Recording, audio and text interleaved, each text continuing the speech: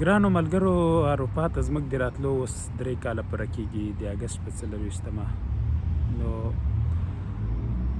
کله چې په 2021 کې زه پوه شوم چې نور وطن کې حالات خرابېږي، ماشومانو ته مې پاسپورټونه جوړ کړه او اراده م دا وه چې د سپټمبر په 15مه به موږ تاجکستان ته روانېږو، ځکه سپټمبر 15مه پورې چې زما معاش راغلی وی هغه اندازه پیسې برابرېدې چې ما فکر کاوه یو کال تاجکستان کې وخت پې تېرولی سه او تاجکستان ته په دې تلم چې ډاډه وم امریکا ته، کاناډا یا سویډن لور ته به لاړ شو. د امریکا بهرنیو چارو وزارت خو هسې هم راته ایمیل کړی و چې ته زموږ سره د پی 2 کیس لرې، بهرني هیواد ته چې لاړې زموږ سره احوال ونیسه، بیا دې موږ امریکا ته راولو. نو په همغه وخت کې په همدې چارو لګیا وم چې دفتر په جولای کې ویلې چې ځینې کسان به نوي ډیلي ته استول، هغه ځای به کار کوي.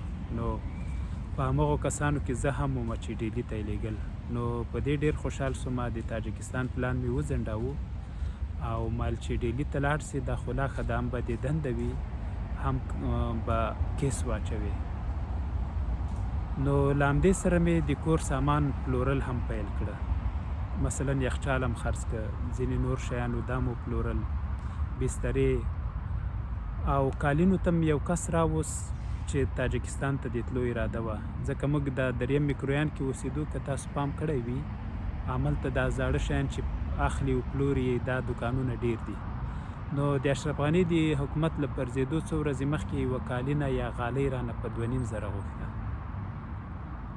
خو چې حکومت وپرځېده همغه کس مې راوست کومه کالینه چې په 2.5 غوښتله، ویل دا په 600 واخلم. مال نو داسې څنګه کېدلی سي چې هغه 11 ورځې مخکې د دا کالینه 2.5 غوښته، اوس یې په 600 غواړي. ویل هغه خو د اشرف غني وخت او اوس د طالب وخت دی.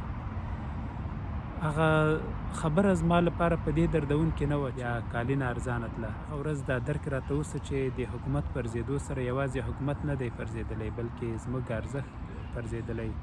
زموږ وطن کې به بیکاري زیاته سي، زموږ وطن کې به خلک د پیسو سپمولو یو بله فکر کوي، او که پخوا یو شی ګران خرڅېده اوس به ارزان وي، ارزان به په دې وي چې څوک به یې اخلي نه.